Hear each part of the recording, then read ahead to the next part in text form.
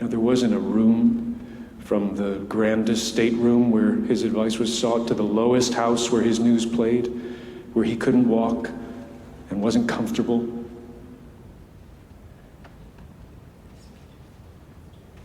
He was comfortable with this world, and he knew it.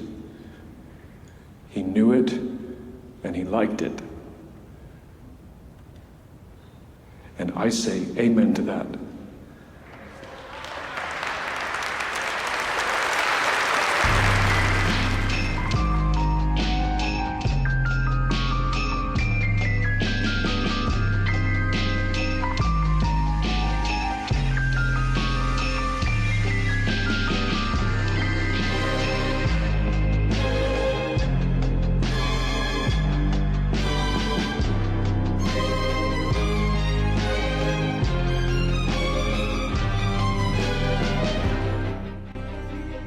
Joining us today, prestigious, intrepid Hollywood reporter Dion. What's up, man? How you doing? Pew, pew, pew, pew. I'm doing good, buddy. How you doing?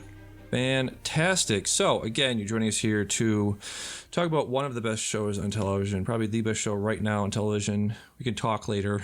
We can give the eulogy. We can give the, the comparison points to other shows when this thing finally wraps up. But for now, it is the best show on television.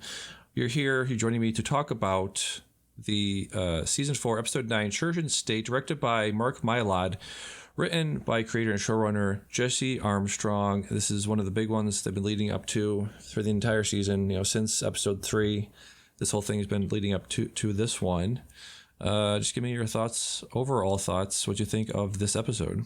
I thought it was a really good episode. I thought it brought back the roots of Succession, like we're talking earlier seasons. A lot of the characters also going that emotional gamut,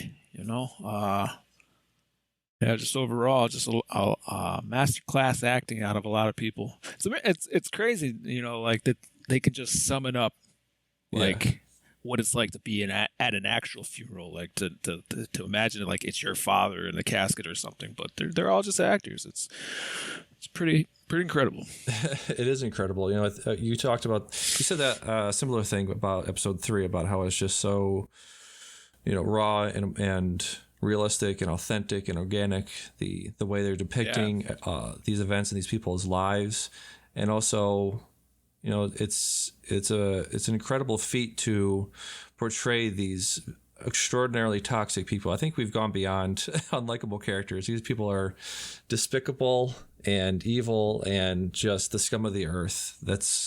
They're so beyond unlikable at this point. But then also you have episode like episode 3, and also this episode here where we won't go into too many spoilers. I mean, we'll spoil the entire thing, obviously, but right now we'll just talk about the beginning of it, just go through a little bit. But yeah, just to your point about how realistic it is, it's just, you sort of see people like Roman as this just like cartoonish villain, this person that says these outlandish things all the time. And then you have these moments like episode 3, and then especially here where he's definitely not pre-grieved. He keeps saying he's pre-grieved. He's obviously not pre-grieved because right now in this most recent episode, he just completely breaks down in a way we really haven't seen before, right?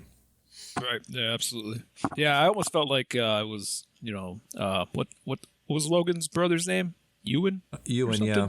Yeah. Ewan, yeah. I felt like his speech might have thrown Roman off a little bit, like talking like when they were kids and everything, and then I don't know, it almost then you see Roman in kind of like that childlike state afterwards. It almost seemed like he was thrown off kilter by the speech that went before him. Like they didn't want him to talk either, so.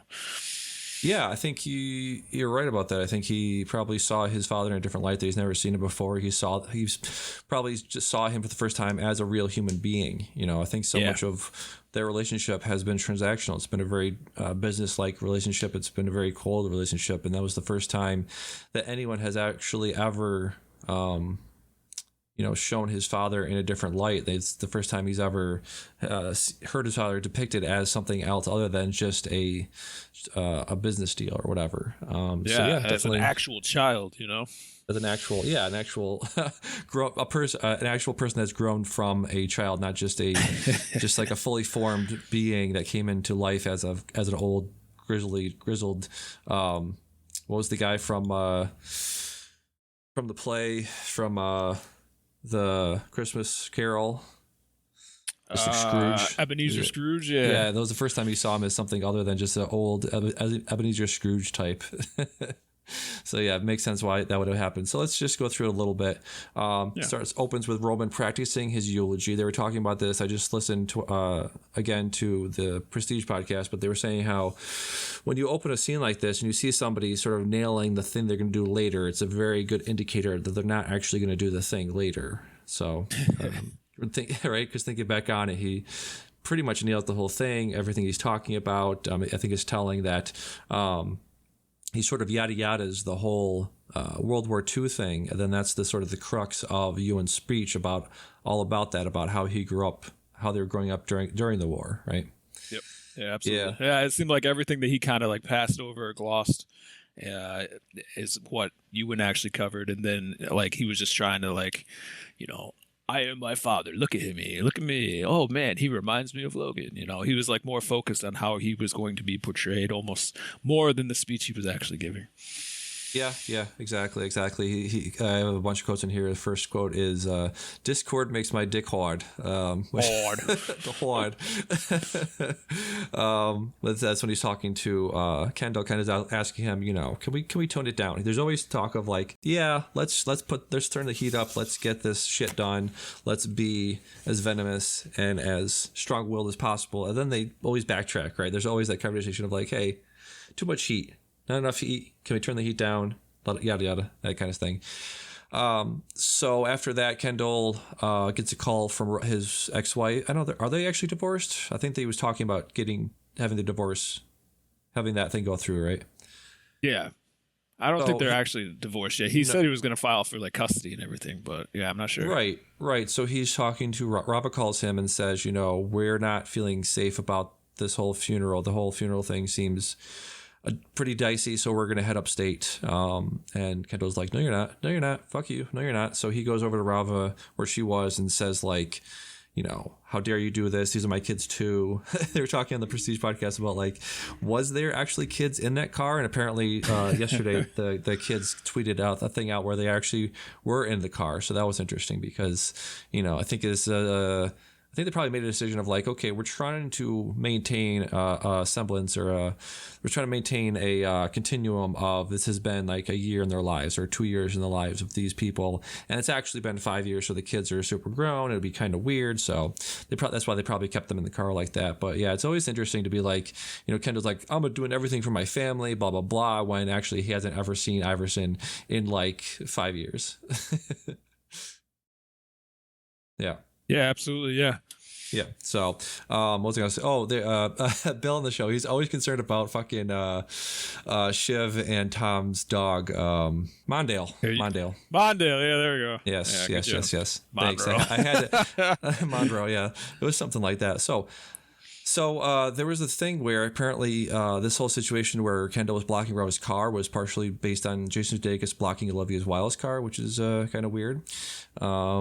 So then we cut to Shiv telling Roman and Kendall that she's pregnant. Roman says, is it mine? Is it Wamsgams? Oh, it's Wamsgams.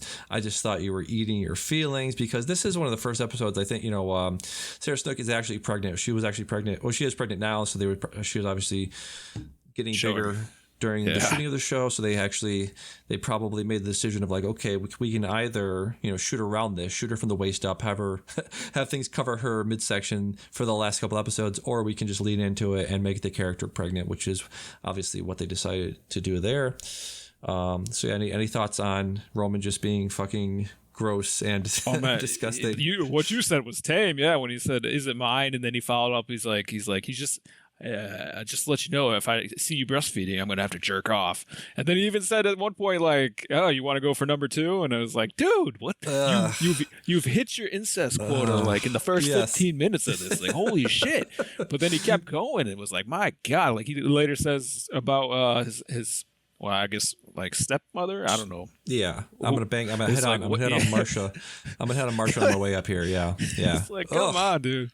And as for Shiv too, yeah, it's funny. Like I know the actress is pregnant, and sometimes the episodes aren't like totally filmed in like the exact sequence, but it's funny, in the course of 3 days, like you see Shiv like just getting bigger and bigger and bigger. And it's just like there's in Succession world, the 3 days is like there's no way she'd be showing that much after 3 days, but it's just funny to see. It's like, yeah, well, this is like there's no way to hide it, basically. You had to write that in. Exactly. So just moving forward a little bit, they get to the church. Connor talks to Shiv and says, "Hey, I thought I'd give a eulogy too. They didn't really talk about this. They didn't really confirm it." So Connor kind of blindsides her with this, and Shiv tells him, she reads a little bit of it, and she's like, "Well, actually, this would probably open us to legal action." Whatever's in that speech would probably be not great for them legally, which is pretty funny. That was funny. Yeah. You know, like, and they each had their moments too when they were up there. Like, you know, it just spoke to the dynamic that each of the children had with Logan. So you had Roman basically just kind of like they turned into like a sniveling child, which a lot of times Logan made Roman feel like. And then you had Shiv up there, and she was just like, you know, she was trying very hard not to say daddy, you know, like, oh, my daddy. And then Ken, obviously, he has to come up there and do like the whole to pull it together and do the speech. Is like, you know, like I'm taking the reins. But then Connor, you know, it's like his relationship was, you know, just typically there, never allowed to say much, never really cared what he said, and it showed. It's just like, no, you can't talk at your father's funeral. We don't have time for you. Yeah, it's pretty awful. I'm not sure how he, stays as stable as he does with the way he's treated in that family. He's got Willa, dude. Sure, true.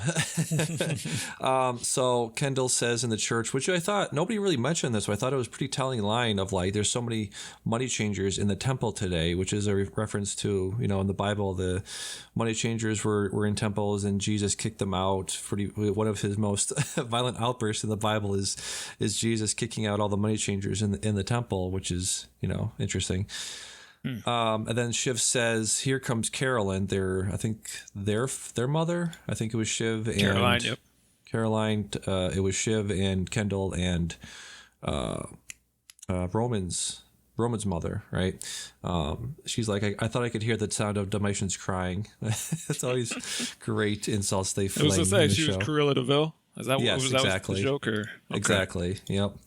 And so, just before they kick off the ceremony or whatever, Shiv is talking to Madsen and trying to float the idea of a U.S. CEO. She tried to pull him away. I watched this a couple of times, and she pulls him away, but not far enough apparently, because then later in the episode, Ebba tells Hugo, then Hugo tells Kendall about that, so that didn't really work out. She's such a terrible like liar, and also like terrible at like palace intrigue, that whole like trying to be discreet with your machinations, right? Right, yeah. And immediately once she's found out, she just crumbles. Like she has no poker face. She can't do anything about it. Like you saw that when Ken and Roman just kind of like during the election thing, and she's like, her best defense when Ken is like, seriously, Shiv, seriously, and she's like, what? No, what? Huh? What? No, what? Huh? I was like, shut the. It doesn't matter. So yeah, anything else you want to talk about from the start of the episode before we get to the big stuff? No, keep going. Okay, so Roman, this is the big part of the episode. They're trying to give the eulogies. First one up was Ewan. Ewan goes up there, and Roman tries to stop it. There's this small kerfuffle, and what's his name? Greg tries to stop him. Fucking Roman tells him, take out his legs. He's like, I was gonna try to take out his legs. I was trying to, but I couldn't. It's just like, come on, guys. What are you doing? What's he gonna say up there that you haven't already heard? You know? Well, I mean, I think the biggest thing was, what is he going to say up there that everybody in the room hasn't heard? They've absolutely heard it, but has everybody in the room heard it yet? True. Yeah. But I mean, that was the best case scenario when he got up there, and it was just like, oh, he's actually going to play it, nice. Like, yeah, his brother's dead. What is he going to say? And then he's just like, yeah, but it's like, oh shit, there it is. There it is. Yeah. He starts off with saying, I'll let history be the determining factor in how Logan is remembered. That's not my place to say. He goes into the story of him and his brother being on a ship. I think they said they were on a ship and they had to be quiet, and they sort of conversed with their eyes. Yeah, like a 4-year-old and a 5-year-old. I was like, damn, that if any line was ever going to make you feel something for Logan, that was it. Just imagine him as a kid, silent for 3 days, just sharing glances with his slightly older brother at 5, and it's just, man, I can't even keep my kids that quiet. I can't imagine how they did it for 3 days. That's bananas. It is crazy, yeah. So then he goes into the big story, which they've actually referenced. There was a few references to Logan and Ewan's dead sister. If you go back and watch, I think it was season 2 or 3, when somebody was making a speech, making a toast, when they're trying, one of the first times they were trying to get the what was the deal they got done this season? They bought the company for $10 billion. I don't remember the name of the actual company, but one of the first negotiations, somebody said they were making a toast, and she said she was making a toast to Rose, and Logan just put down his drink and got very dark. So there's been a couple of references to her already, but then Ewan in the speech talks about how Logan coming back from the war, coming back across the Atlantic, thought his sister died of something. He mentions it, and then says later, the polio took Logan had the polio, but it only took Rose or something like that, and so he didn't know that, he didn't think it killed her, but their aunt and uncle didn't do anything to disavow him of that notion. Is what he actually says. Right. So yeah. that is right there. The whole crux of the thing. That's the linchpin of Logan Roy right there, of him having this deep-seated trauma, of him feeling like he did damage to his family, did damage to somebody that meant a lot to him. And so you could say, like, oh, he didn't poison her, but he just thought he did. So his thought process is like, well, I killed a family member, I'm full of poison, let me just poison the whole world with my methodology, with my orthodoxy, with my worldview, right? Right. Yeah. And not only that, like it shows in his own family with his offspring, where it was like, once he feels like he destroyed his family by killing a sibling, like now, like he's closed off. Like he most likely closed himself off at that point when you have your parents against you. Yeah. I don't know what the relationship with him and his brother were, going forward after that. But, having the death of your sister, presumably you feel like on your hands, like you're emotionally closed off. And having kids was probably the worst decision for him, because there's no way you open that door back up or learn how to be a loving parent after that. Yeah, exactly. So he sort of gave this example and gave this reasoning that he thought behind what caused Logan Roy to be Logan Roy. And then he sort of closes out with saying, he says, quote, he has wrought the most terrible things, and he made a mean estimation of the world. He said other things, but it was basically, that was the summation of his argument of he has just, poisoned the world with his misery, right? Right. Yeah, absolutely. Yeah. It absolutely shows. Yeah, and then a lot of comparison points to Julius Caesar, which I'm not a Shakespeare guy. I don't think you are either. But they had this quote from Julius Caesar when Brutus says, quote, "All free men, as Caesar loved me, I weep for him. As he was fortunate, I rejoice at it. As he was valiant, I honor him. But as he was ambitious, I slew him.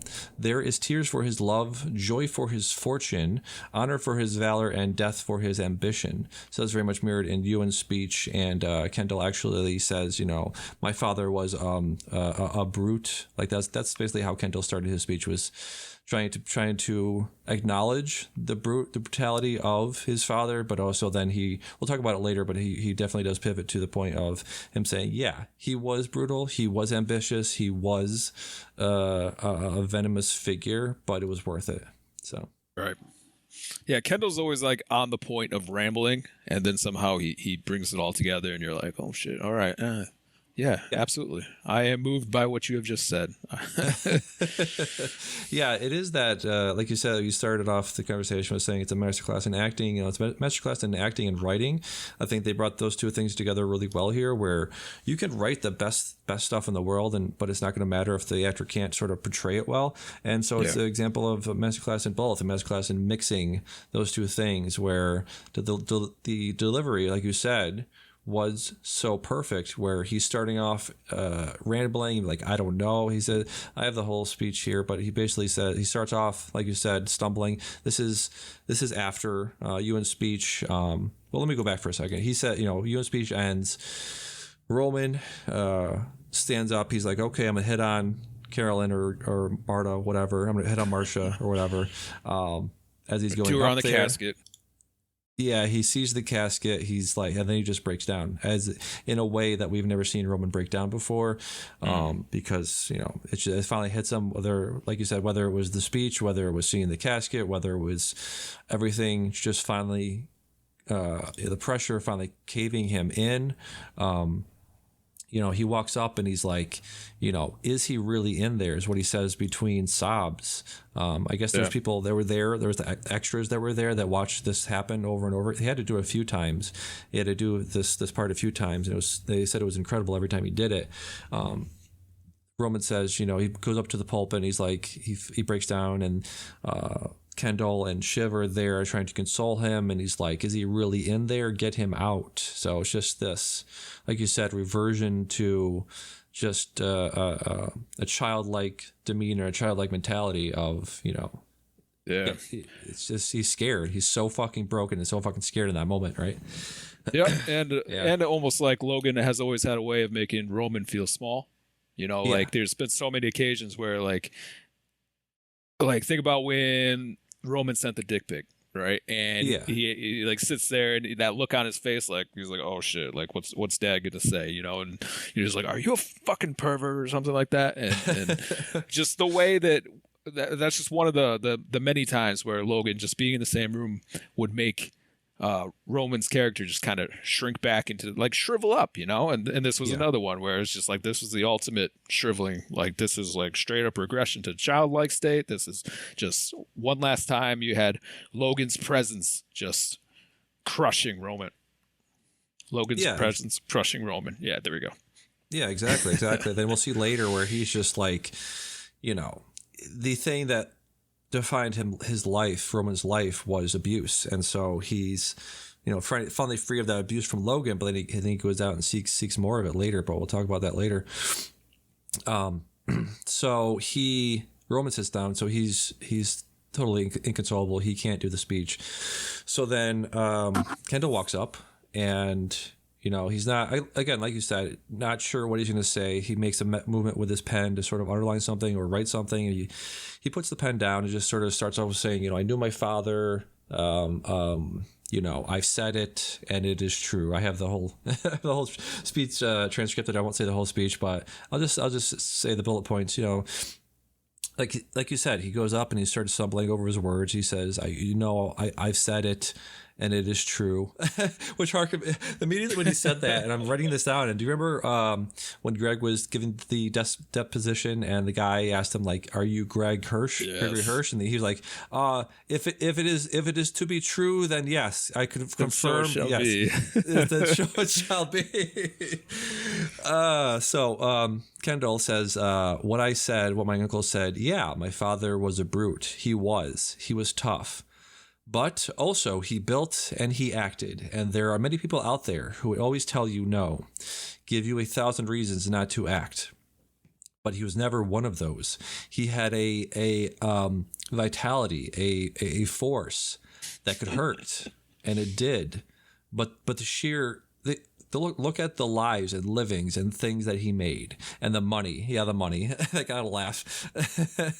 And you think I'd be very interested to know how much of like the speech was, obviously written for him, but also how much of the words were sort of like enmeshed in the words and the way that Jeremy Strong actually speaks, because this next part is very much Jeremy Strongy, where he's like, the money, it's the lifeblood, the oxygen of this wonderful civilization that we have built from the mud.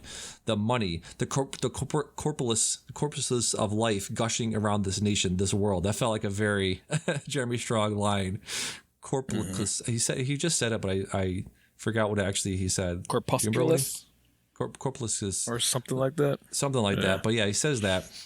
Filling men and women with desire, quickening the ambition to own and to make and to trade and to profit and to build and to improve. I mean, the great geysers of life he willed, of buildings he made stand, of ships and hulls and yada, yada, yada. But at the end of the day, he's just like, he built things. He's a great man because he made things. And that's just the epitome of the Roys and him. And, he said, he ends the speech by saying, he was comfortable in many rooms. He was comfortable in the world, and he knew it, and he liked it. And I say amen to that. There's one part I wanted to mention. He says, it was only the human thing that will be and to be seen and to do. And now people might want to tend and prune the memory of him, to denigrate that force, the magnificent, awful force of him. But my God, I hope it's in me. And so It's sort of, like you said, it parallels and it contrasts with the line of, does the poison drip through? It's like that is like the two opposing forces in his mind of like, I hope it's in me, but does the poison drip through? I want power, I want money, I want all these things, but at what cost, Mm-hmm. That almost, I mean, that didn't feel like dripping through at that point. Like that felt like Ken like completely embracing it, that was like his heel turn, so to speak. Yes, exactly. And then Shiv makes her eulogy, which was very much about like her growing up with her father the way he was. She says, I don't think I've had it written down, but she basically says like, he kept us outside. He kept us outside the room. He kept us outside of his life. He kept us outside of him, figuratively and literally. Kings and queens and state makers and money changers and all these people would come to him, and he would keep everybody out. But when he did bring you in, when the sun shone on you, it was warm. That was basically the summation of her speech, right? His glow. Yep. When you bask in his glow, it was great. But that wasn't very often when that would happen. So yeah. Also too, go back to the Ken thing real quick. Where I felt like you were seeing the transformation of Ken kind of happen right there. I know, like later on when we were at the mausoleum, I felt like that was like that was it. That was him doing the transformation. But this was like the prelude to it, where you have him up there, he's stuttering around on his words, and then like suddenly he finds his stride, and then almost he's talking about Logan, but at the same time he's always trying to be Logan too.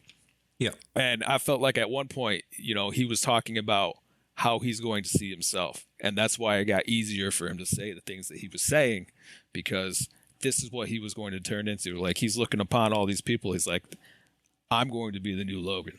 And yeah, he definitely wants to be. I think we'll talk about where his positioning actually is in this world. I don't think it's great, but yeah, like you said, his ambition has completely taken over. Full transition, gone full Logan Roy at the end of this episode. You never go full Logan Roy. Never go full Logan Roy, exactly. Do want to mention real quick, this has the best female team-up moment since its Avengers Endgame. You have actually Carolyn. this was better because this wasn't as forced. It felt like this felt organic.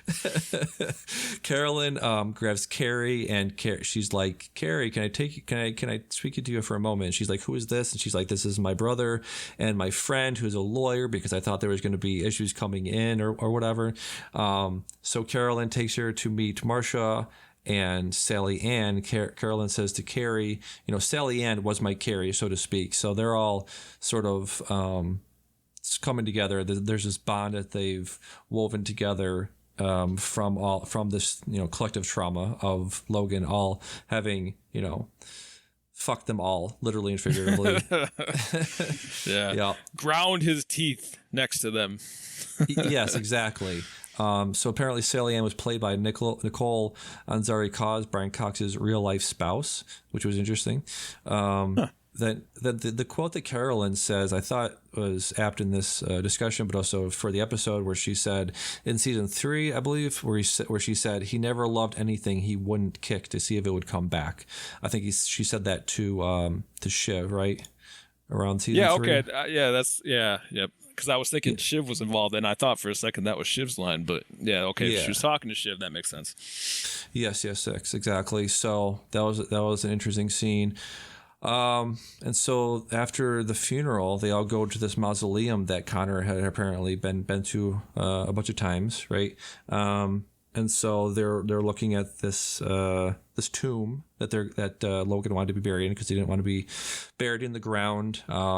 They got it for $5 million from a pets.com guy. Pet.com guy. He's like, it was a deal. It was a great deal. That's all they can think about, It's not like, oh, it looks nice. It's a nice resting place for their father, but it was a good deal. That's I feel like they were kind of like taking a crack at him too. Like there was this lighthearted, jovial, joking kind of situation going on, and like everybody was kind of having fun with it, obviously, except for Rome. He was still struggling. He wouldn't even go inside the mausoleum. He's like poking his head in from like outside the doorway. But Khan's like, here, let me show you around. Like a tour guide. He was like, I always wanted a top bunk. Yeah, talking about. I'll have to talk to Willa, but I could be a top bunk guy. He's like, I saw myself more of as a what does he say? Cryostasis guy. Yeah. Cryogenics. Yep. Cryogenics. I always saw myself as more of that guy, but I can see myself in here. It's a thing. I think it's a very symbolic of Logan having this tomb built, or buying this tomb, because he just wants all of his kids forever to be, entombed with him. He wants all his kids just to stick with him and be with him and forever. Yeah, that was interesting. I didn't consider that. You see the 3 spots, and when they're talking about we could stay here. I mean.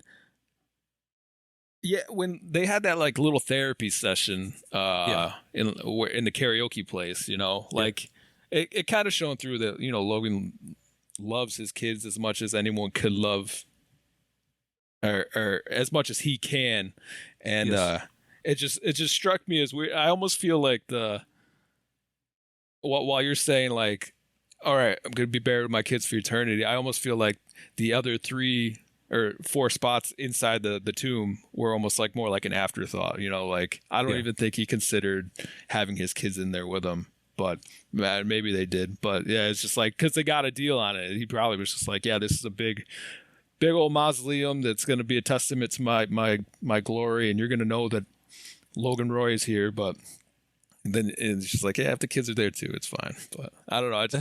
It kind of tickled me, but it'd be interesting to see if what his actual intention was for having his kids there or not. Yeah, exactly. It was well said. We have the one of the last things, one of the last scenes there near the mausoleum, in the funeral, in the cemetery was it Marcia, I think, says to Shiv, she's like, are you okay? Blah, blah, blah. And one of the last things she says is, I miss him very much, but also, he broke my heart and he broke yours too. I think that is great final line for, one of the last episodes of the season, but probably one of the last lines that we'll see from her, right? Yeah, I agree. Yeah. Yep. So there was that. And then we cut to, just want to mention the machinations that Kendall's trying to put into place, where he's sort of gathering all of these people to him, because he's lost so many people recently, and especially in this episode. He's talking to Hugo and saying out of all of this stuff, you'll make millions, right? And then he's like, are you gonna be my good dog? And he's like, woof woof. Yeah, you'll get the scraps, dog, but You'll get the there'll be scraps. millions, you know? The scraps will be millions, but like, do you want them? Are they good enough for you? And he's like, yeah, it's good.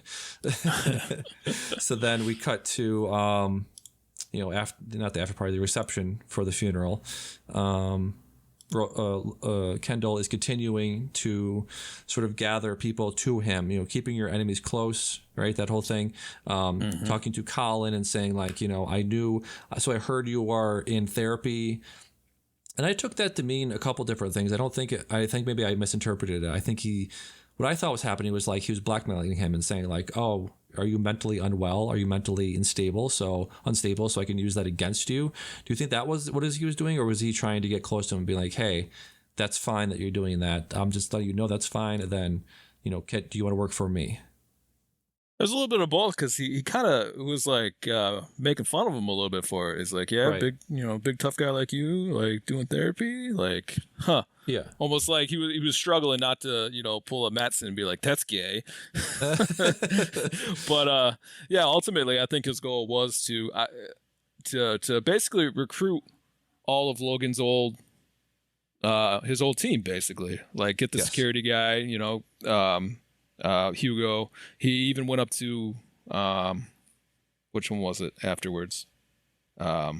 Carl? Was it Carl? Or was it Carl? Yeah, I think so. Yeah. Yeah, he went to him too. So yeah, as far as Logan's old best friend goes, yeah, I think he not only does he have the history on Ken, which I can't ever see him like revealing to anybody because that would also incriminate him as well. He'd go down for it as well because he helped take care of the body.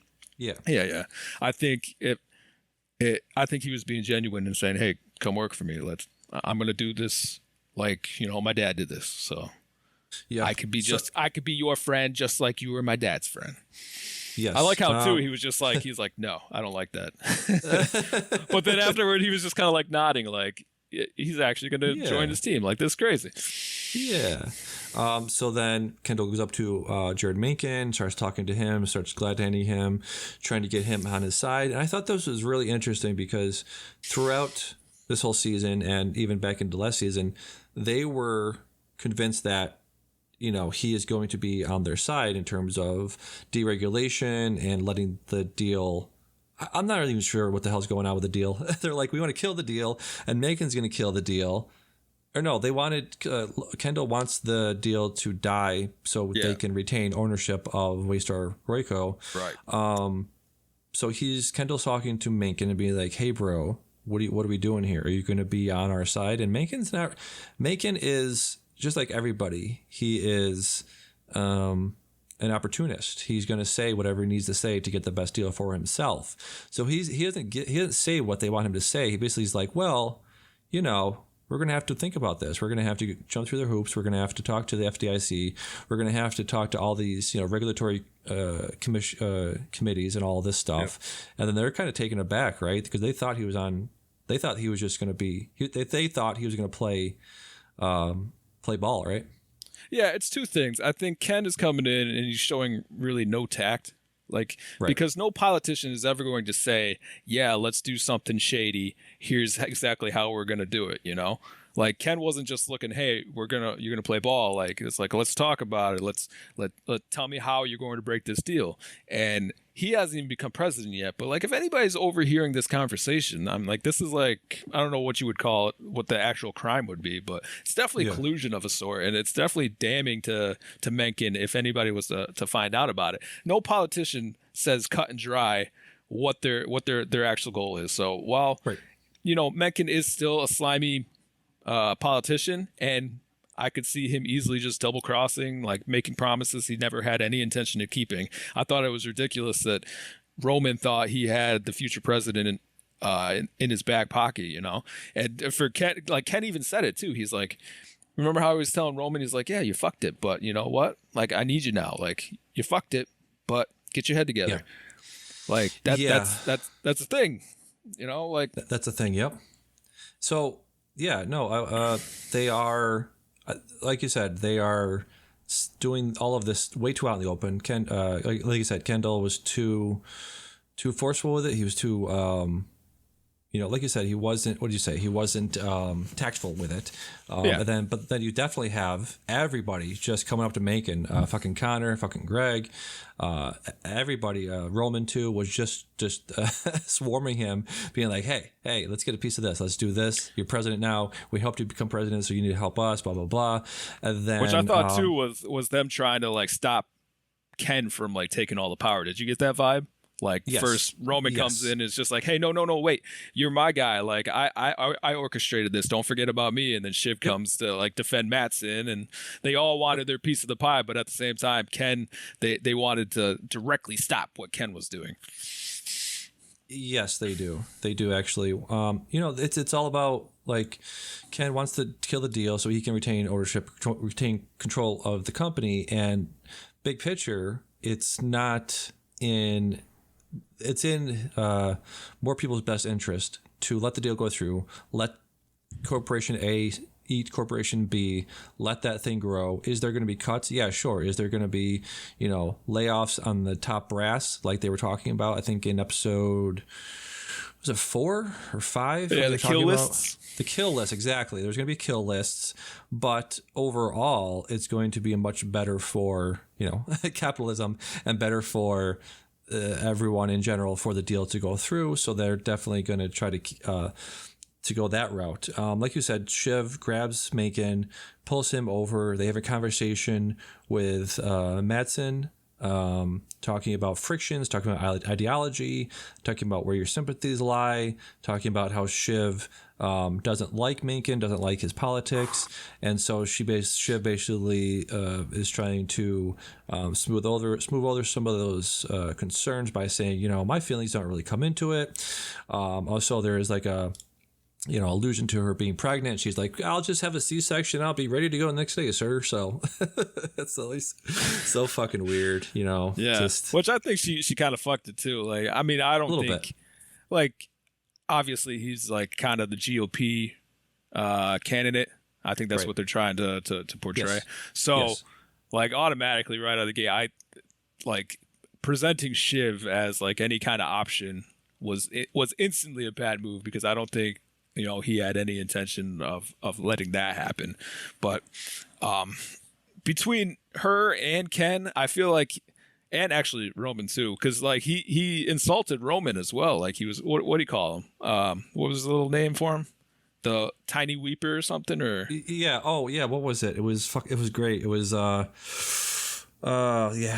something like that. Yeah, it was good though. But like basically, like I think there was a part of him that I felt like might have underestimated, like particularly Ken, but like Shiv too. Like I felt like this was him trying to be like getting the power back. Like, hey, like the ball's in my court now. Like you guys are pretty much at my mercy. So just shut up and I'll get to you when I get to you. Yeah, exactly. So Macon, I love this conversation they has with Mattson and Shiv. So Macon starts off by saying, a blonde, a brunette, and a redhead walk into the bar. He says, liberal, conservative, and whatever, looking at Mattson. He says, what's your philosophy exactly? Mattson, or no, not Mattson. Shiv says, or no, oh, sorry, Mattson Mattson says it first. Privacy, pussy, pasta. Yeah. And then Shiv says, anarcho-capitalistic Parmigiana. It's just like a mix of whatever. It's people's politics or whatever, these people's politics specifically are whatever fits their needs at that time, right? Whatever is like, whatever you need me to say for you to give me the most money, I'll be that. Yeah. I'll do that, right? Their politic is money. That's what their politics are. Yes. I mean, it's interesting. I would like to go back and watch the show again from the beginning, knowing where everything ends up, because Shiv at the very beginning, if you go back and look at what her politics were and what her outlook was, and especially how she dressed and how she cared to herself and how she spoke and all that stuff was very much, compassionate, empathetic, liberal, not leftist. I think people conflate those two things. A liberal is not a leftist, and a leftist is not a liberal. Leftist is much more like, AOC, Bernie Sanders. She had like liberal leanings, meaning like, Obama and Jon Stewart and that sort of thing. So she was very much, she's, playing the part of a liberal at the beginning, right? But now you watch how she transformed and transitioned throughout the series. She's trying to keep a foot in that liberal mindset and that liberal field and liberal world, but it's just bites her in the ass every time of trying to be two things at once, right? Yeah, absolutely. Yeah. Well said. Yeah, she so they're talking about like, we're thinking about a US, that's the big thing, was that like they want a US CEO to maintain a sort of, American cultural mindset and to have this sort of outwardly appearance of, the Nordics, this guy, this Madsen, Gojo might have bought them, but they still maintain a air of independence and an air of, autonomy, even though they're bought out by a different corporation, right? Right. Yeah. So they're discussing this, and I guess we could jump a little bit to the end, unless you have anything else you want to talk about this scene and Tom and Shiv, the Tom and Shiv of it all. So, which one you talking about? You talking about Tom and Shiv now, or are you talking about? So you're still on Madsen. So the scene is Madsen and Shiv and Mencken are talking about the deal, how to get the deal through, right? So then, anything else on that before we move to Tom and Shiv? Anything else you want to talk? Yeah. No, I don't think so. I mean, okay. Yeah, I mean, ultimately, I think Mankins wants, like, he doesn't want any kind of foreign influence on anything. He doesn't want the appearance of American influence. Well, I mean, I don't even think that he would prefer not to. Well, yeah, definitely for his voter base and everything, but also just like that almost seems like the political platform he would take. Keep jobs in the United States, like keep businesses in the United States, blah blah blah. That's true. Yes. Yeah. So to have that, like, I can, I can see really he did want to cancel this deal, but Madsen, he's a smart guy. And like, if you could give him the image of doing that, then I think that's right up his alley.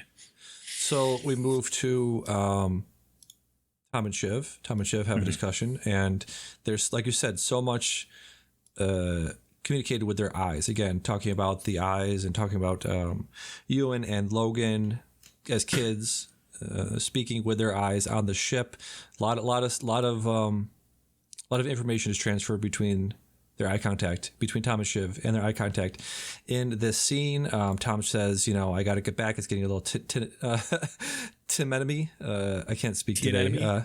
Tiananmen out there. Reference to, the 1990, 89 China uprising.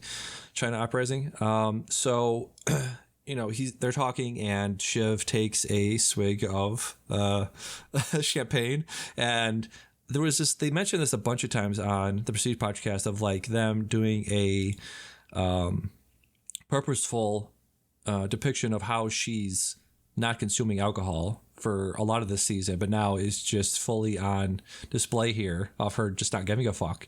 And them saying, Tom's like, it's fine. And Shiv's like, yeah, I know it's fine. I know it's fine.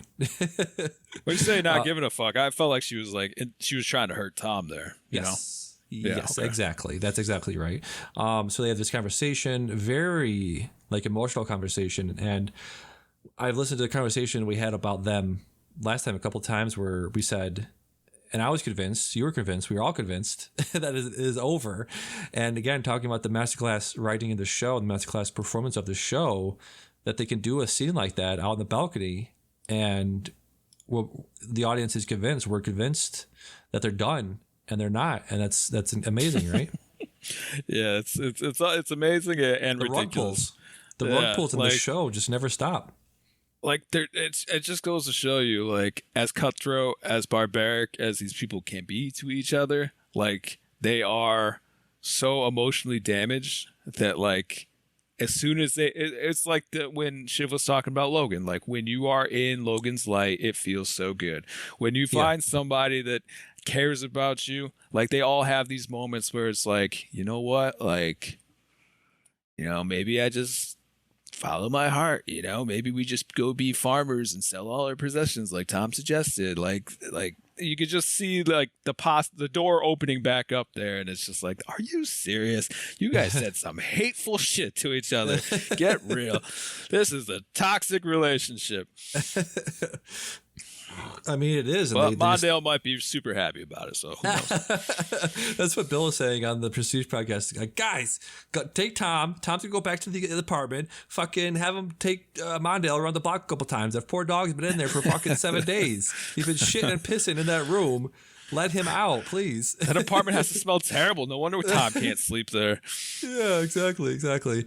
So Tom's like, are you ever going to explain to me what happened to Shiv? And then Shiv's like, no, Tom says like how and why, and talking about the pregnancy, and Shiv says I wasn't expecting it, and she's like, I wasn't sure I wanted to keep it, and Tom was just sitting there with these puppy dog eyes of like, what are you talking about right now? You know, because at the end of the day, man, all this stuff is about generational wealth. It's about transfer of wealth from one generation to another. So, and he knows that. They all know this. So this right here is very, very important to them because, you know, this family has built this empire, and when families build empires, it's, like I said, all about generational wealth and transfer of generational wealth. So this scene right here is so pivotal to the family, not just for Tom and not just for Shiv, but for the entire family, of keeping all this wealth and power in the family, right? Well, I mean, you know, Ken has kids too, so true. Yeah, they're getting all the power because he's doing this all for his family, just like Logan did all for his family. Yeah. It's funny that, you know, Shiv hasn't actually dropped that bomb. Like, I'm doing everything that I've done for my child, for our family, Tom. Start gaslighting him on a different level. Yeah. She was like, I wasn't sure it was okay, but it turns out that by all accounts it is. And then Tom says, why didn't you tell me? Tom's just still super tired, you know, like he doesn't know what's going on. He's just like, you saying puppy dog eyes, I'm saying like he is like the lights are on but nobody's home right now. So exactly. Even if she was to explain this like perfectly, he would just be like, are you ever going to tell me why, how? I just need a nap. He asked her like, why didn't you tell me? And she says, because it seems so sad, Tom. Yes. Yeah, it is sad. She's right. It is sad. It is sad to bring a kid into this world, their world, but you know, the world in general, but also their world specifically. Mm-hmm. So then, Tom's like, you took your potential new dad for a joyride. Marcia comes and says, congratulations, Tom, I guess, on the baby, and also the, you know, trying to get this fascist pushed through. What do you think about that? Let me real quick just to talk about that. People are talking about the election night episode as being a big representation of 2016 but it wasn't a 2016 comparison because Trump won in a landslide. I see it more as like a 2020 comparison because 2020 was very close. You know, 2020 election obviously went on for what was it, like a week and a half, right? Trying to figure out who won what, right? Yeah, the miscount or the missing ballots and like the counting and everything. Missing ballots, absentee ballots, all of that stuff. So did you see the election night episode as more of a comparison to 2016 or to 2020?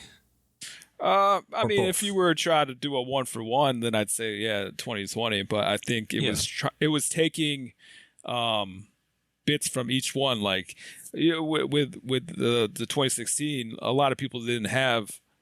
Going into that, didn't think Trump was going to win, you know, and like Mencken, you know, wasn't expected to win, and then you know they started having the voting center got set on fire. So like basically what happened in that world was completely unprecedented. It hasn't happened in real life yet.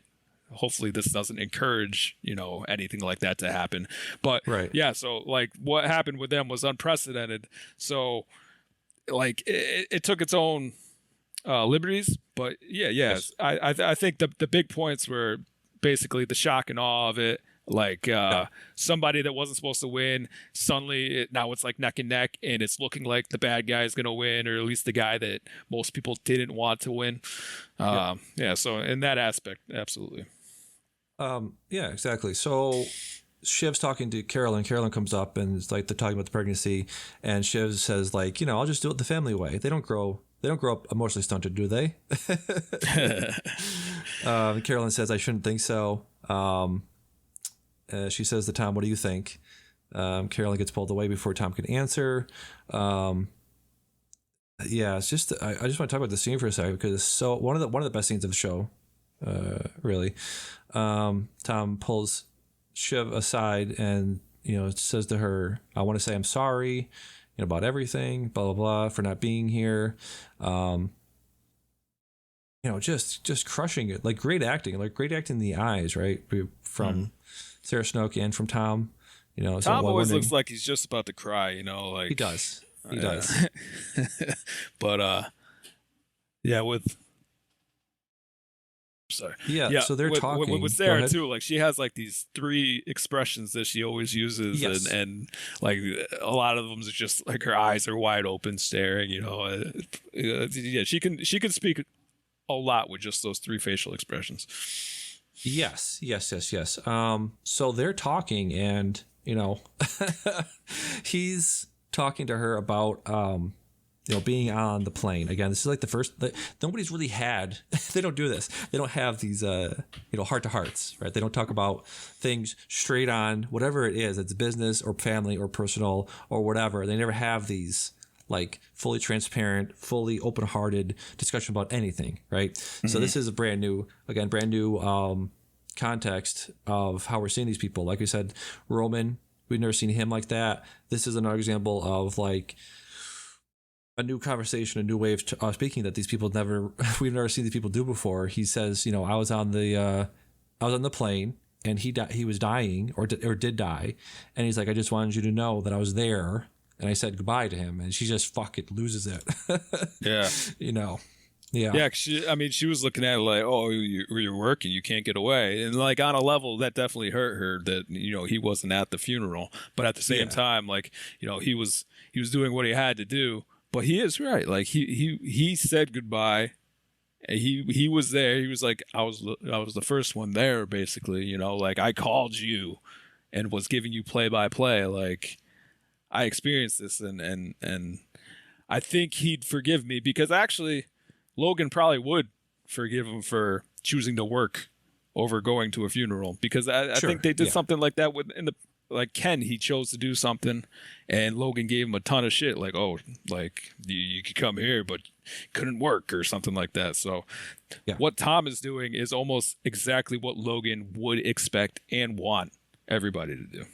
Yeah, sure. So he's talking to her about that, and I mentioned talking about the death episode 3 about dad stuff hits me because my dad died in 2016 and my grandmother died in 2019, and it's very similar. Like not in like the I wasn't there way. I was there when he passed, and I was at the hospital when my grandmother passed, and it's that sort of thing of like, I said everything I needed to say, but also there's that point where they're kind of gone, but not really, and I was, you have those comparison points where like, oh shit, like you said, very, very realistic depiction of death in this show, in this season, of how that goes when you're like, is he gone? Should I say something? I don't know. Does he really hear me? Does it matter? And so that was spot on. That was very, very spot on for that stuff. I agree completely. Yeah. Yes. So they're talking, and they cut to was it Roman and Kendall talking, and Kendall just lets Roman know, you fucked up, you fucked it, you fucked it all, buddy, and you fucked it, kid. And Roman's, again, he's totally broken. So he doesn't really do the Roman thing of like flipping out and saying, fuck you, fuck you, fuck you. He's just sort of like, fuck you, man. This sigh and just like, yeah, fuck you. But also, I know, he said everything in one fuck you. And this was also Ken being Logan here too, where, he I kind of touched on it before, but I didn't actually finish that thought. The fact that Logan would always like break Roman down, and then he'd pull him in and be like, "Oh, you're my best boy. I want you next to me. You're my number one." And that's basically, I mean, he did it with all his kids, but Ken now has the opportunity with Roman. Roman is at an extreme low point, and then he's going up, cuffing him on his head, being like, "Hey, you fucked it, but I need you right now. Like, man up." Yes. There's and Ken's always shown like this kind of for all his siblings, like this emotional attachment. Like he seems to be like the center, but he always gives like balanced takes, like when it comes to his and Roman has always been like a soft spot for him. So for him to take this path where you can clearly tell like there's like ulterior motives now in Ken's voice, where it's just like, like you fucked it. Like he would never say that to a grieving Roman in any other situation until this moment, which now is him turning into Logan. It's him turning into Logan and him sort of shoring up his allies and his enemies. He's, like I said, his wife left him with the kids. He had to cut Roman out because he fucked up. Shiv is scheming to usurp him. Jess bailed on him. There's no one left from his basically his quote unquote old life. The way we saw him for the past 4 seasons is not his life anymore, right? He's completely transformed. He's completely dark-sided. He is the Darth Vader. I'm just waiting for him to scream no when we find out his wife died. And you see people moving away from him too, because they're realizing what's happening. So like Jess, like looking for a new job, like, hey, you did some pretty fucked up shit, like getting this guy into power, and Rava too. She's terrified, and he's saying like, oh yeah, this is my family. What are you doing to my family? But like, it's kind of the same thing Logan always said. Yeah. Just to sort of finish up the episode, they are, what's his name? Jerry and the rest of them are watching a video. I guess somebody took a Roman crying, and he's like, it looks like a sow about to be stunned, about to get a stun gun. I keep forgetting Frank's name. Frank. Jerry and Frank were just like, and I guess they're Roman's godparents. I guess something? so. Yeah. Yeah, Jerry so is. and they're just like, they try to shut it down. They're just like, no, turn that shit off. And Carl's like sitting there like, oh no, this is funny.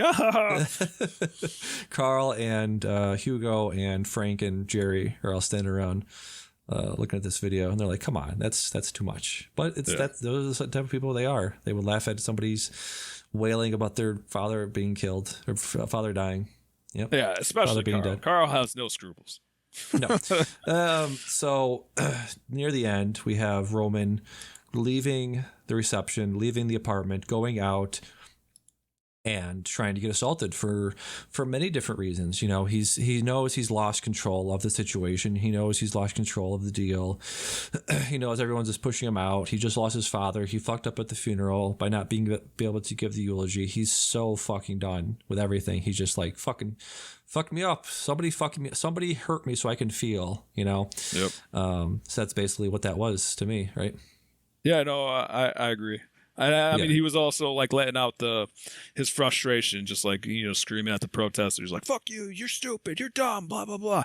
I mean, a lot of that, he was like lashing out, but at the same time, he was in a lot of pain, and he was looking for someone just to punch him square in the face.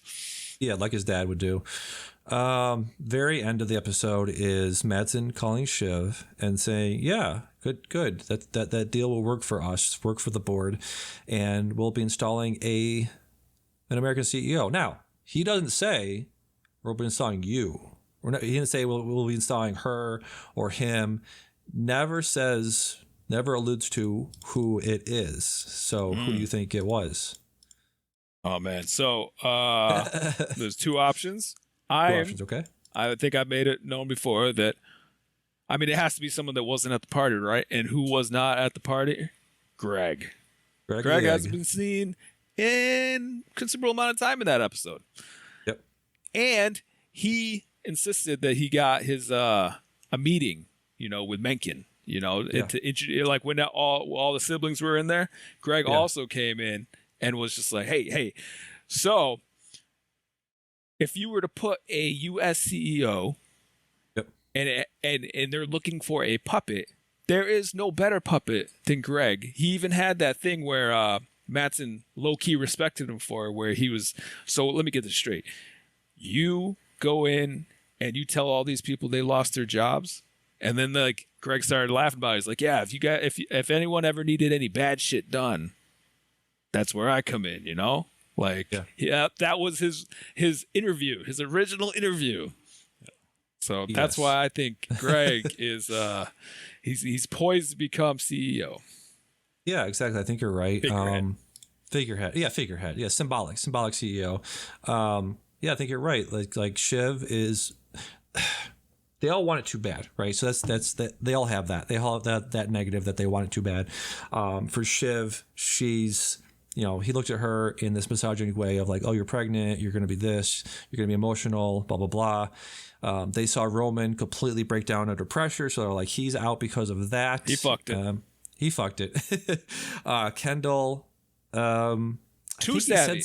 Too savvy. Exactly. Yes, that's exactly what I'm going to say. Too savvy, too smart, too clever to be manipulated by Mattson. And so who's not any other things, who's not too ambitious, who's not too smart, who's not too savvy, who's dumb enough to be manipulated when the time comes. Yeah, Greg, absolutely. Yep. And it's not a Roy. It's not a Roy. But it also has that Roy lineage, kind of. Yes. You know? Yes, exactly. Did you think it was Greg? Yes. I mean, at first, like, who is it? I was kind of up in the air, but yeah, well, I think somebody mentioned this maybe on the Watch or Prestige podcast, floated that idea. But yeah, it makes sense. Makes sense. What about Tom?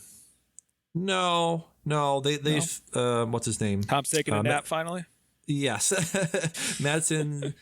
I'm trying to think of the interactions they've had. I don't think they were very. Oh, they had the interaction in the was it election night or was it election night eve episode where Tom was talking to Mattson and Mattson was like, "So what do you do?" And Tom's like, "A lot of things. Whatever you need me to do." And Mattson's like, okay."